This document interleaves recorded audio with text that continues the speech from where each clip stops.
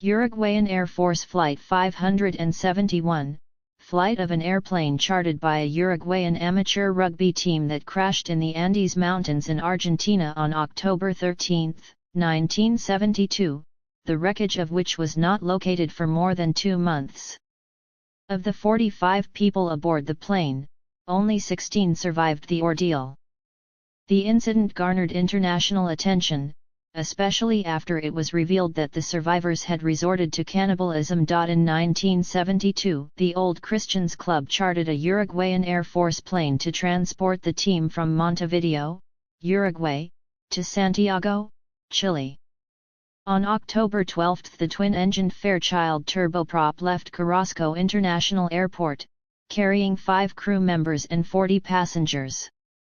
In addition to club members, friends, family and others were also on board, having been recruited to help pay the cost of the plane. Because of poor weather in the mountains, they were forced to stay overnight in Mendoza, Argentina, before departing at about 2:18 p.m. the following day.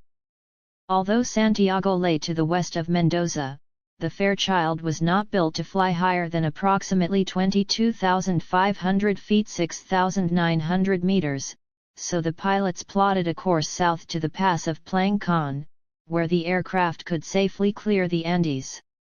Approximately an hour after takeoff, the pilot notified air controllers that he was flying over the pass, and shortly thereafter he radioed that he had reached Curicó, Chile, some 110 miles 178 kilometers south of Santiago, and had turned north.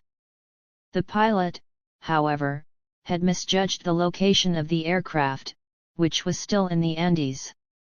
Unaware of the mistake, controllers cleared him to begin descending in preparation for landing. Shortly thereafter, the Chilean control tower was unable to contact the plane. At approximately 3:30 p.m. on October 13 the aircraft struck a mountain, losing its right wing and then its left wing before crashing into a remote valley of Argentina near the Chilean border. A search for the missing plane was launched, but it soon became clear that the last reported location was incorrect. Rescue efforts shifted to the Andes, and the survivors later reported spotting several planes.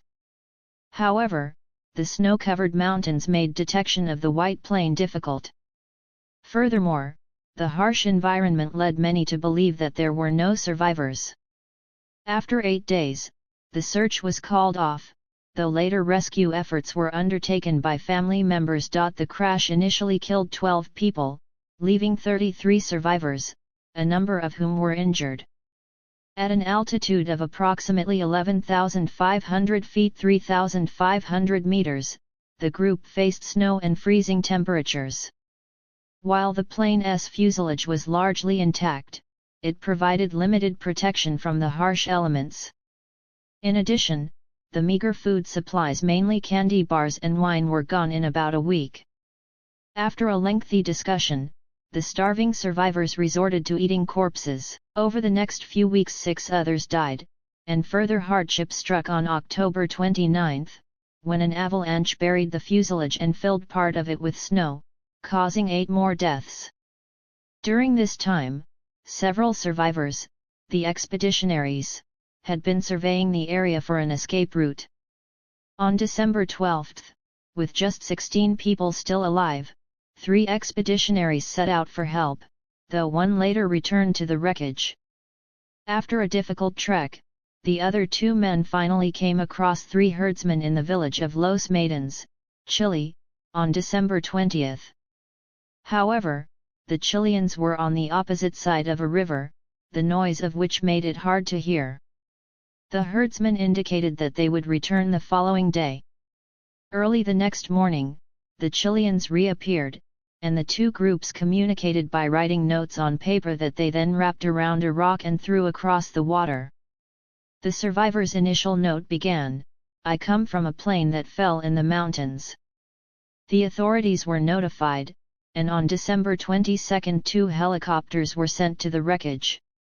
6 survivors were flown to safety, but bad weather delayed the 8 others from being rescued until the next day. In the resulting media frenzy, the survivors revealed that they had been forced to commit cannibalism. The admission caused a backlash until one of the survivors claimed that they had been inspired by the Last Supper, in which Jesus gave his disciples bread and wine that he stated were his body and his blood. The explanation helped sway public opinion, and the church later absolved the men.